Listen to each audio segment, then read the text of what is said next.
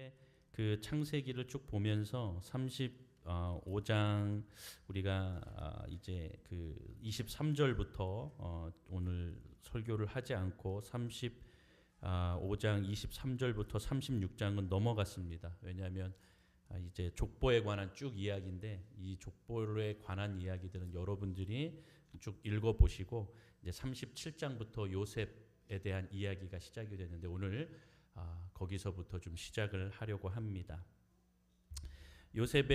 야곱의 인생 전반부의 주인공은 야곱 자신이었습니다. 그런데 이제 야곱 후반부의 그 주인공은 요셉으로 오늘 이제 소개하고 있습니다. 자, 본문의 시작을 보면 야곱이 가나안 땅 곧 그의 아버지가 거류하던 땅에 거주하였다 이렇게 표현하고 있습니다. 이제 하나님의 계획대로 하나님이 약속한 대로 또 이 야곱이 하나님 앞에 베델에서 약속한 그 약속들이 이제 성취되고 이루어지는 것을 볼 수가 있는 것입니다. 그래서 야곱도 인생에서 수많은 어려움 속에서 살았지만 하나님의 은혜 가운데에 그가 재산도 많이 얻게 되었고 또 많은 축복을 받아서 이제 가나안 땅으로 돌아오게 되었고 또 베델에서 그 약속하였던 하나님과 다시 만나고 또 그러면서 이제 하나님의 은혜 가운데 가나안 땅에 할아버지 아버지가 이렇게 거류하셨던 그곳으로 거주하게 되는 것을 볼 수가 있습니다. 여러분, 그러면서 믿음의 계승자가 이제 야곱이었던 것이 이제 그 바통을 요셉으로 이어가는 것을 볼 수가 있습니다. 2절에 보니 야곱의 족보는 이러하니라 라고 하면서 가장 먼저 나온 이름이 누구일까요? 요셉입니다. 그렇죠. 오늘 우리가 읽은 대로 요셉이 17세의 소년으로서 이렇게 말하고 있죠. 여러분, 가장형이 있는데도 불구하고 요셉을 처음부터 언급하고 있는 것을 우리가 볼 수가 있죠. 아브라함과 이삭과 야곱의 뒤를 이어가는 믿음의 계승자는 바로 요셉이다라고 하는 것을 선언하는 것과 똑같은 것입니다. 여러분, 그렇습니다. 우리는 갑자기 뚝 떨어진 존재가 아닙니다. 가족이라는 역사의 배경을 통해서 하나님 앞에 쓰임받기에 합당하게 다듬어지고 또 빚어가시는 하나님의 은혜가 있는 겁니다.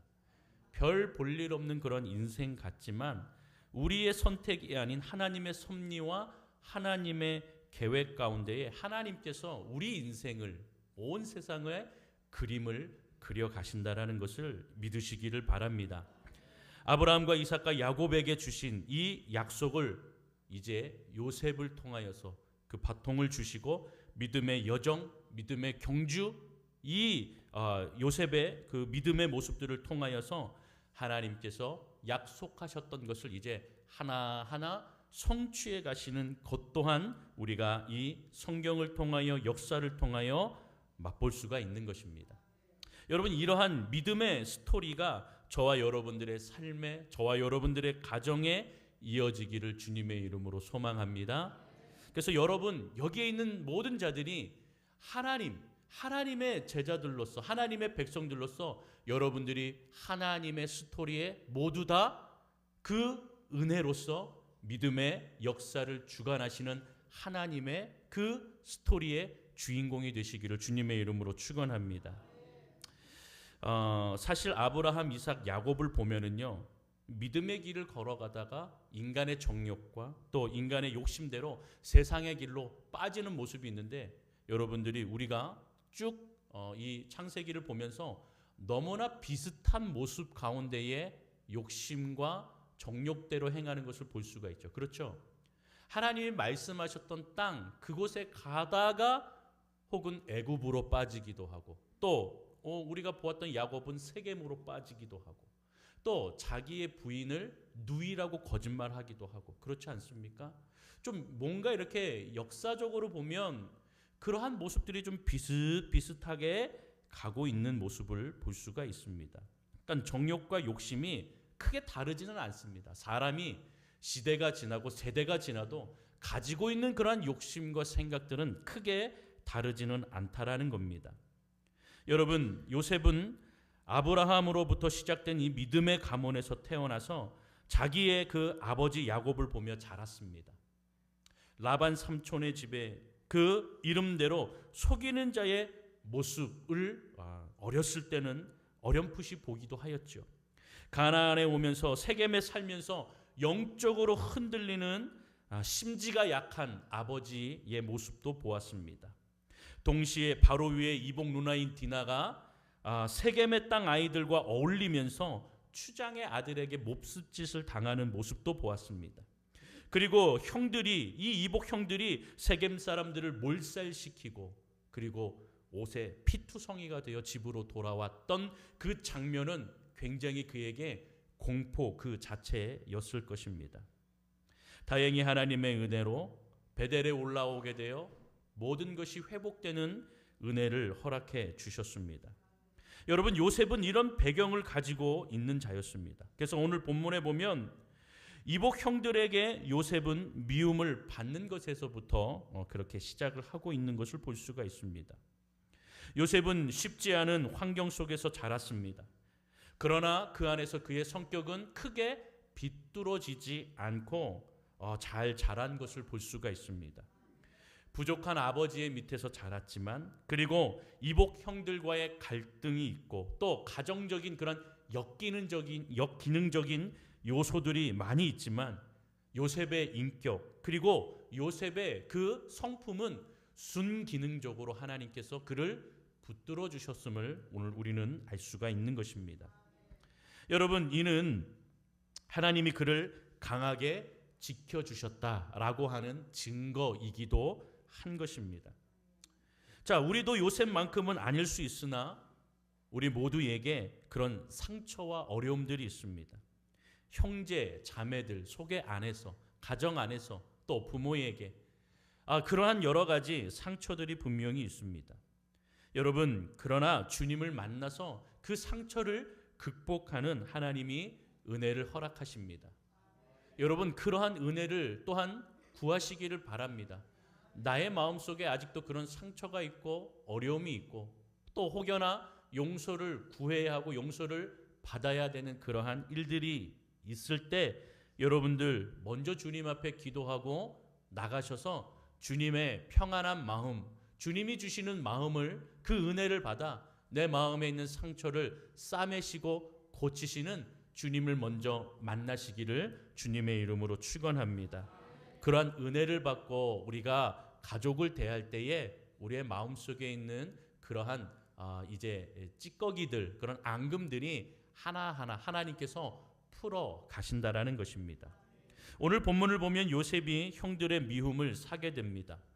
여러분, 3절을 보면 그 원인이 바로 요셉은 야곱이 노년에 얻은 자녀다 이렇게 표현하고 있죠. 우리 3절을 함께 읽어보도록 하겠습니다. 3절 시작. 요셉은 노년에 얻은 아들이므로 이스라엘이 여러 아들들보다 그를 더 사랑함으로 그를 위하여 채색옷을 지었더니. 아멘. 여러분, 요셉은 야곱이 노년에 얻은 자녀였습니다. 그래서 더 사랑하였다 이렇게 표현하죠. 좀 더 깊숙이 보면 자기가 사랑하는 라헬, 아내 라헬의 자녀였기 때문이라는 것입니다. 사실 라헬은 결혼 이후에 자녀를 낳지 못했습니다. 오랜 기간 동안 자녀를 낳지 못하였습니다. 오히려 사랑받지 못했던 레아가 자녀를 더 잘 이렇게 순산하는 것을 볼 수가 있었습니다. 라헬은 인물도 좋았습니다. 그리고 남편의 사랑도 한 몸에 받았습니다. 하지만 인생에서 가장 처음 만난 장벽이 무엇이냐면 바로 아이를 낳지 못하는 것이었다. 이렇게 성경은 말해주고 있죠. 이 일로 이제 너무나 가슴이 아파서 하나님 앞에 엎드려 기도하면서 마음이 깨지기 시작합니다. 그리고 그의 모습이 겸손해진 것을 볼 수가 있죠. 그렇게 해서 어렵게 얻은 기적 같은 아들이 요셉이었습니다. 여러분, 그런 아이가 오늘 보니까 17세의 소년이 되었다 이렇게 말해주고 있죠. 그리고 어머니 라헬은 베냐민을 낳다가 돌아가시는 그 모습을 직접 눈으로 보게 됩니다. 자, 이렇게 야곱과 요셉에게는요, 어머니의 죽음, 또 사랑하는 아내의 죽음은 큰 충격이었을 것입니다. 야곱에게 있어서 이 라헬의 죽음은요, 너무나 큰 충격이었습니다. 자, 그러면서 요셉을 보면서 자기의 사랑하는 이 라헬의 그 모습을 보는 것 같았기 때문에 이 요셉을 더 사랑하는 마음이 남들보다, 다른 아들보다 더 커졌다라는 것을 우리는 알 수가 있는 것입니다. 여러분, 그래서 라헬에게 못다한 사랑을 이 요셉에게 몰아주고 있는 것을 볼 수가 있습니다. 여러분, 그래서 우리가 읽었던 3절 후반절에 보면 그를 위하여 어떤 옷을 지었다고요? 채색 옷을 지었다, 이렇게 표현하고 있습니다. 지금으로 말하면요, 좀 명품을 선물한 겁니다. 명품을 준 거예요. 남들, 다른 형제들은 입어보지 못한 그 명품을 이제 요셉은 받게 됩니다. 여러분, 그러니까 형들이, 다른 형제들이 좋아했겠습니까? 당연히 싫어했겠죠. 야곱은 요셉만 편애하는 그런 모습들을 이 형제들은 보게 되었던 겁니다. 여러분, 그런데 이 채색 옷에는 여러 가지 이유가, 의미가 있지만 두 가지의 의미를 말씀드리겠습니다. 첫 번째 의미는 순결을 상징합니다. 세겜에서 형제들은요, 세겜에 있는 사람들을 디나 때문에, 디나의 사건 때문에 다 죽입니다. 그러니까 순결함, 피를 묻혀서 순결함을 잃어버리게 되었죠. 이복 누이였던 디나도 순결을 잃어버리게 되었던 겁니다. 자, 그래서 순결하지 않다라고 하는 것을 다른 의미로 이렇게 채색 옷을 요셉에게 지어줌으로 요셉을 더 미워하게 된 것이라고 볼 수가 있습니다. 다른 형제들은 순결하지 않고 요셉은 순결하다, 그런 의미가 숨겨져 있는 것이죠. 두 번째는 가문의 후계자를 상징하는 것이 채색 옷입니다. 아버지 야곱의 의지가 들어가 있는 것입니다. 요셉은 이복 형들 가운데서 살아가면서 정말로 이 형제들 가운데에 이 재산과 또 이 가문을 이어갈 자가 바로 요셉이다라고 하는 것을 의미를 두고 채색 옷을 지어준 것이죠. 그런데 사실은 이러한 숨은 의도를 이 형제들이 다 알고 있었습니다. 여러분, 그래서 우리가 4절 후반절에 보면 뭐라고 표현하고 있습니까? 그를 미워하여 그에게 편안하게 말할 수 없었더라 라고 표현하고 있습니다. 여러분, 이것은 무엇입니까? 당시의 보편적인 인사는 샬롬입니다. 샬롬 하면 주님의 평안 하십시오, 평안하십니까? 라고 하는 인사입니다. 우리와 같이 안녕하세요, 좋은 아침입니다, 잘 지내셨나요? 뭐 하는 그러한 인사들이죠. 여러분, 이러한 인사를 편안하게 할 수 없는 그러한 사이가 되었을 만큼 사이가 굉장히 안 좋다라는 것을 말씀해주고 있는 것입니다. 여러분, 사실 야곱은 자신도 어렸을 때 편애의 부당함을 당했던 자입니다. 아버지는 형 에서만을 사랑했지요. 형 에서만을 사랑했습니다. 그래서 형 에서가 잡아온 음식을 더 좋아하였고 또 형 에서만을 이렇게 늘 찾고 나아갔던 아버지 이삭의 모습을 늘 보았습니다. 여러분, 그런 편애 때문에 결국 형과 아버지를 속이게 되지 않았습니까? 형의 장자권을 자기가 팥죽에 얻게 되었고 또 아버지의 그 장자 축복권을 자신이 받게 되었죠. 속여서. 여러분, 그 결과가 어떻습니까? 가정에 분란이 일어나게 된 것입니다. 여러분, 이와 같은 일이 이 가정에 다시 또 벌어지고 있는 것을 볼 수가 있는 것입니다. 무엇 때문에요? 편애 때문에. 그런데 여러분, 오늘 본문을 더 보니까 이를 더 악화시킨 것은 요셉 자신의 모습이었음을 우리가 알 수 있습니다. 2절을 보시죠.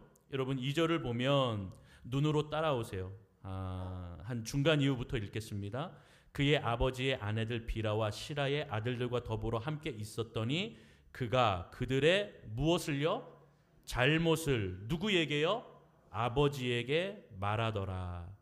여러분, 모든 형제가 다 있었습니다. 그리고 비라와 실바라는 이제 또 다른 부인들도 다 있었죠. 그러니까 가족의 식구들이 다 있는 자리였다라는 것이죠. 그 자리에서 아버지에게 바로 형제들의 잘못을 이야기했습니다. 완전히 돌직구로, 완전히 팩트만 그냥 이야기하는 그러한 요셉의 모습을 볼 수가 있습니다.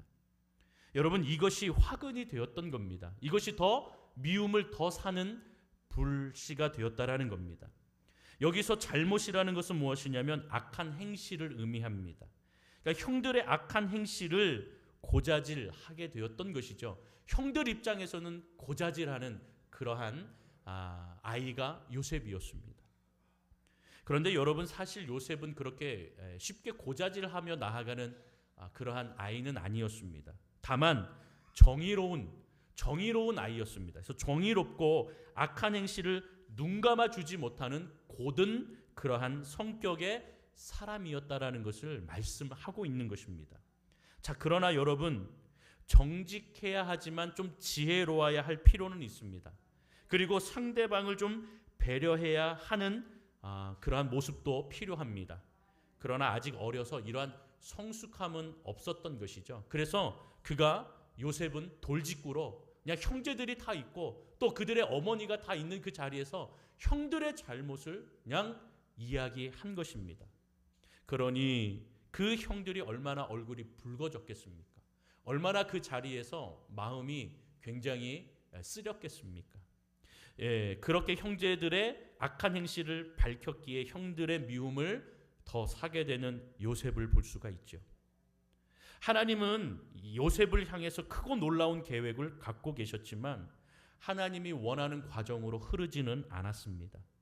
형들의 미움과 형들의 질투와 형들의 시기, 그들의 악함 때문에 하나님의 뜻과는 전혀 상관없는 요셉의 그 비극의 시작이 여기서 시작이 되는 것입니다. 우리는 요셉의 고난이 하나님의 계획이라고 여기며 말할 때가 있습니다. 그러나 여러분, 전혀 그렇지 않습니다. 형들의 악함, 인간의 악함이 하나님의 계획과 뜻과는 전혀 무관하게 그렇게 인생을 꼬아버릴 때가 있다는 것입니다. 물론 하나님께서는 이 악함 속에서 이 악을 선으로 바꾸셔서 후에 요셉이 애굽의 국무총리가 되게는 하셨지만 여러분, 이 악을 선으로 인도하시는 하나님의 계획이 없었다면 이 형들의 악한 계획으로 인하여 이 한 인생과 이 모습이 어떻게 되었는지는 우리는 알 수가 없는 것입니다. 하나님께서 악을 선으로 인도하시는 주님이시고 우리의 인생 속의 가운데에 이러한 악한 영향력들이 수없이 많이 있었지만 하나님이 오늘도 저와 여러분들과 함께 하시고 인도하여 주시고 하나님께서 그 악을 선으로 인도하셔서 여러 가지 어려움과 여러 가지 다른 일들 속에서 저와 여러분들을 그래도 지금까지 선함으로 하나님의 선하심으로 이끄시고 인도하여 주신 줄로 믿습니다. 여러분, 사랑하는 성도 여러분, 오늘도 우리는 이 선하신 주님을 기억해야 됩니다. 또한 하나님의 인생은 머물러 있는 정점이 아니라 흘러가는 과정에 있다라는 그 사실을 잊지 않으시기를 바랍니다. 하나님이 주신 비전, 말씀을 붙잡고 이 흘러가는 인생에 시련이 분명히 있지만 절망도 분명히 있겠지만 하나님의 그 비전과 말씀을 붙잡고 가면 하나님께서 그 절망과 그 실패와 그 악함을 선으로 인도하시고 우리를 이 흘러가는 과정 속에 다시금 옳은 길로, 올바른 길로, 주의 길로 인도하시는 놀라운 축복이 임할 줄로 믿습니다. 여러분, 요셉의 인생을 보면서 오늘 우리 어버이날을 맞이하며 우리 어른 세대들이 이 모습을 좀 기억해야 됩니다. 요셉의 인생을 통하여서 그 어버이들이 후손들을 위해서 어떻게 기도해야 하는가, 이것을 좀 배우기를 원합니다. 어릴 때부터 아이들이 부모의 말과 행동을 보며 자라나가는 것을 볼 수가 있습니다.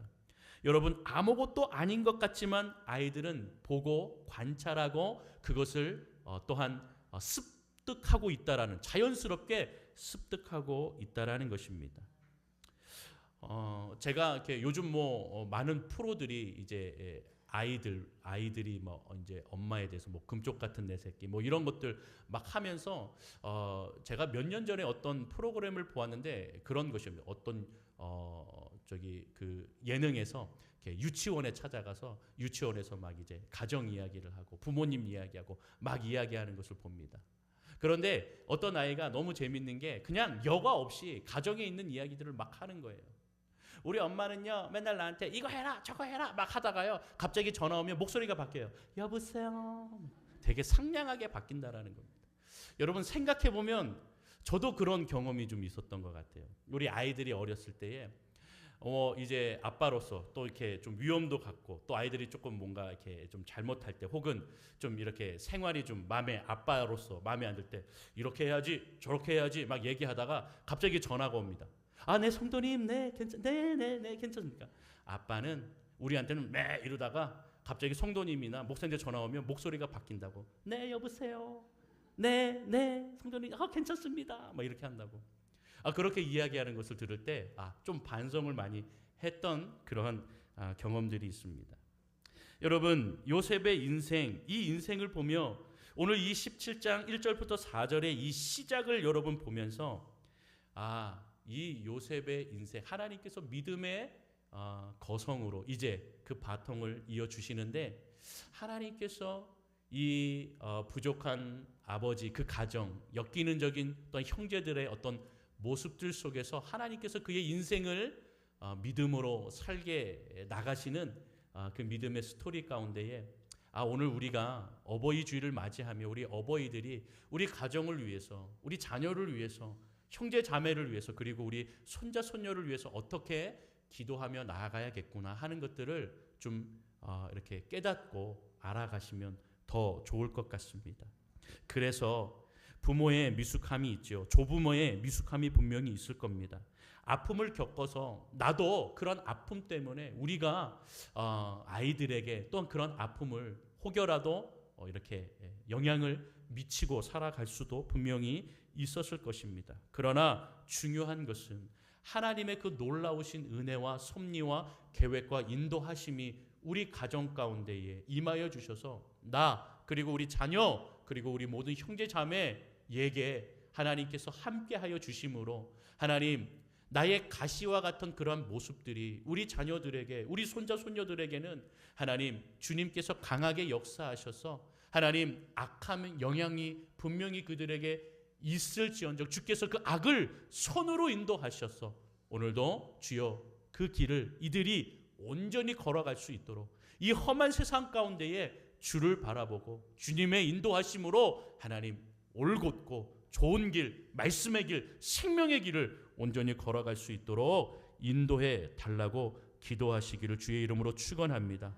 그러면 하나님의 놀라운 위대함, 그 은혜가 우리 자녀들을 위대한 꽃으로 피우시고 인도하시고 또 자녀들의 삶을 통하여서 또 자녀들을 품고 기도하는 우리 교회 가정이 주님의 은혜로 풍성한 은혜와 또한 비전과 그 주님께서 주시는 놀라운 섭리 가운데에 하나님께서 우리 교회를, 우리 가정을 인도하시고 붙드시고 하나님께서 사용하시고 다듬으셔서 아름답게 또 하나님의 교회로, 하나님의 또 가정으로 아름답게 사용하여 주실 줄로 믿습니다.